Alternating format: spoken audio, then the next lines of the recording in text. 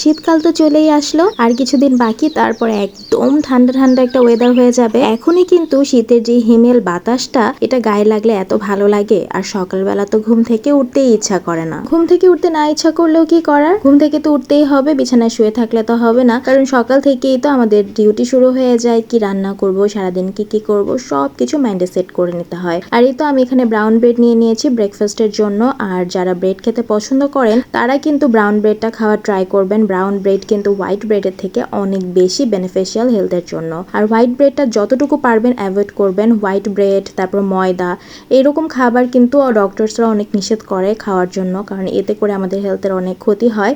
But আমরা তো ব্রেকফাস্টের জন্য একটু ঝটপট টাইপের জিনিস করতে পছন্দ করি, আর এটার জন্য সব থেকে বেটার অপশন আমাদের কাছে একটাই থাকে, সেটা হচ্ছে ব্রেড আর এগ। তো যেহেতু ব্রেড খেতেই হবে, না খেয়েও কোনো উপায় নেই, এর জন্য ব্রাউন ব্রেডটা যদি আপনারা হাতের নাগালে পান এবং খাওয়ার চেষ্টা করলে আমার মনে হয় এটা অনেক বেশি ভালো হবে। আমি এখানে এগটাকে স্ক্রাম্বল করে নিয়েছি, তার উপরে ধনিয়া পাতা দিয়ে দিয়েছি, অনেকটাই কালারফুল লাগছে দেখতে, তাই না? আর এইভাবে করে কিন্তু এগ ব্রেড খেতে খুবই মজা লাগে, আর অনেক ইজি টু কুক এবং খেতেও অনেক বেশি ডেলিশিয়াস। এবং আমার কাছে মনে হয় যে ব্রেকফাস্টের জন্য যত ঝটপট করে ব্রেকফাস্ট রেডি করা যায় ততই ভালো, কারণ সকালবেলা ঘুম থেকে উঠে না একদমই ভারী কিছু খেতে ইচ্ছা করে না, বা তখন মনে হয় না যে কিছু নিজের জন্য বানিয়ে খাই। তো যতটুকু সিম্পল বা যতটুকু ইজি রেসিপিতে করা যায় সেটাই আমার মনে হয় বেটার হয়। আর আমি টক দইও নিয়ে নিচ্ছি, কারণ প্রতিদিনই টক দইটা খাওয়ার ট্রাই করি, এতে করে কিন্তু খুব বেশি উপকার পাওয়া যায়।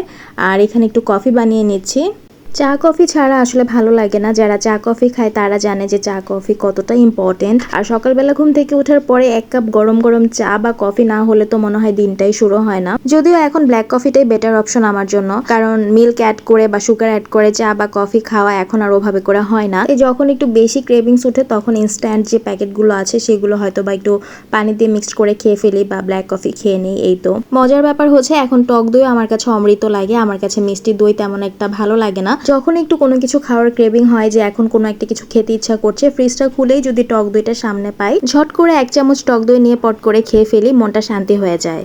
আচ্ছা, এখন আসি সবজির কথায়। এই যে করলা ভাজি দেখতে পাচ্ছেন, আপনাদের কার কার করলা ভাজি ভালো লাগে আমাকে বলেন তো। আমার কাছে কিন্তু করলা ভাজি অনেক মজা লাগে। এখন বলতে পারেন যে সবজি ভাজির মধ্যে করলাটাই আমার কাছে বেস্ট লাগে। করলা দেখলে আমি খুশি হয়ে যাই, তখনই মনে হয় যে আমার বয়স হয়ে গেছে, তা না হলে করলা কেন এত ভালো লাগবে আমার। আর এই তো এখানে শীতকালীন সবজি কিন্তু রান্না করা হবে, আর সেটা হচ্ছে যে সিম। শীতকাল যেহেতু চলে এসেছে, এখন তো শীতকালীন সব সবজিগুলো আমরা খেতে পারবো। আর শীতকালীন সবজিগুলো কিন্তু অনেক মজার হয়, বিশেষ করে ফুলকপি, সিম, এগুলা তো খেতে অনেক মজা লাগে। সিম তরকারি আমার বরাবরই খুব পছন্দের, আর সিম তরকারিটা যখন বাসি হয়ে যায়, মানে 2-1 দিন হয়ে যায়, ওইটা খেতে কিন্তু আরো বেশি মজা লাগে। বিশেষ করে যখন মুড়ি দিয়ে আপনি সিম তরকারি খাবেন, সেটা কিন্তু আমার কাছে অমৃত লাগে। মাঝে মাঝে যখন সিম তরকারি আমি বাসায় রান্না করি, আমি সন্ধ্যায় বা দেখা যায় সকালবেলা যদি সিম তরকারি থাকে, আমি একটু মুড়ি দিয়ে খেয়ে নেই, সেটা আমার কাছে বেস্ট অপশন মনে হয় একদমই। যেহেতু আমার পছন্দের খাবার রান্না করছি, তাই অনেক মনোযোগ দিয়ে রান্না করতে হবে।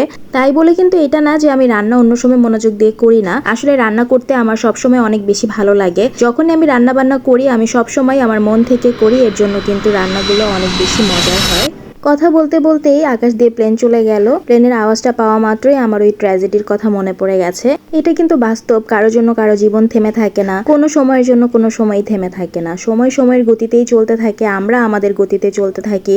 সবকিছুকে পিছনে ফেলে আমাদেরকে সামনের দিকে এগিয়ে যেতে হয়, আর এটাই হচ্ছে জীবনের সব থেকে বড় একটা সত্য এবং একটা বাস্তবতা। যখনই কোনো প্লেনের শব্দ পাই, কেন জানি মনের মধ্যে একটা আতঙ্ক সৃষ্টি হয়ে যায়, কেন জানি ওই ট্র্যাজেডির কথা নিজের অজান্তেই মনের মধ্যে চলে আসে। আর এটা মনে হয় যে আমরা কি সেফ আছি এখনো। এই যে দেখুন, এখনো কিন্তু আমি এটা চিন্তাই করিনি আপনাদের সাথে এই কথাগুলো শেয়ার করতে হবে। হঠাৎ করে যখন প্লেনটা উপর দিয়ে গেল, তখন এই কথাগুলো মনে পড়ে গেল আবার, এবং আপনাদের সাথে আমি কথাগুলো শেয়ার করছি। কি আজব, তাই না?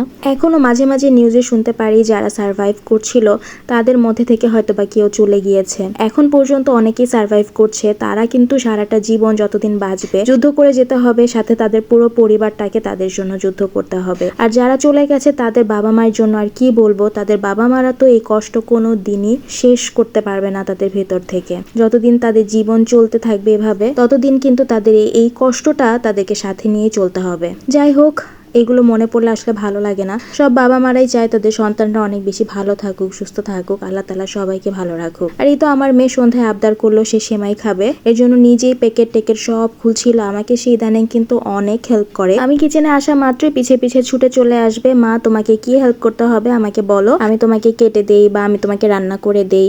তাই আমি ওকে সিম্পল সিম্পল যে কাজগুলো থাকে সেগুলো করতে দেই, কারণ বাচ্চারা কিন্তু করতে করতেই শিখবে। ওদেরকে যদি একদমই না বলে দেই ওদের মনে কষ্টটা থেকে যাবে। আর এখন ওদের যে আগ্রহটা, সেই আগ্রহতে যদি আমরা নিষেধাজ্ঞা সৃষ্টি করে দেই তাহলে ওদের এই আগ্রহটা আর থাকবে না। পরবর্তীতে ওরা হয়তো বা আর এই কাজটা করতে ইচ্ছা পোষণ করবে না বা ওদের ভালোও লাগবে না। তাই আমি চাই ও যেটাতে করতে খুশি হয় সেটা করুক, কিন্তু সেফটি সহকারে। আর আমি তোর সাথেই থাকি। আর এখানে ওকে দিয়ে একটু দুধটা টেস্ট করাছিলাম, দেখো মিষ্টি ঠিক আছে কিনা। সে তো খেয়ে বললো অনেকই আমি হয়েছে, আমাকে আরেকটু দাও। আসলে ও মিল্কটা খেতে পছন্দ করে, যেটা আমার জন্য অনেক বেটার মনে করি আমি, কারণ সব বাচ্চারা মিল্ক খেতে চায় না। মাশাআল্লাহ আলহামদুলিল্লাহ জান বাচ্চা মিল্কটা খায়। আর তার সাথে ও মাঝে মাঝে আবদার করে বসে, মাম্মি আমাকে সেমাই রান্না করে দাও। তো ও যখন যেটা আমার কাছে আবদার করে আমি সেটা করে দেওয়ার যথাসাধ্য চেষ্টা করি, যাতে করে ও খেয়ে খুশি হয়, কারণ বাচ্চারা সব সময় সব জিনিস খেতে চায় না। তাই যখন যেটা খেতে চায় আমি রেডি করে দিই। বাবা মাদের কাছে দিন শেষে তাদের সন্তানদের হাসি মুখটাই কিন্তু প্রাপ্তি, আর কিছুই না। আর আজকে কথা বলার সময় ঘটনাটা মনে পড়ে, আসলে এখন খারাপ লাগছে। যাই হোক, সবাই সবার জন্য দোয়া করবেন। সব বাবা মাদের সন্তানরা অনেক ভালো থাকুক, হাসি খুশি থাকুক, এই দোয়াই করি।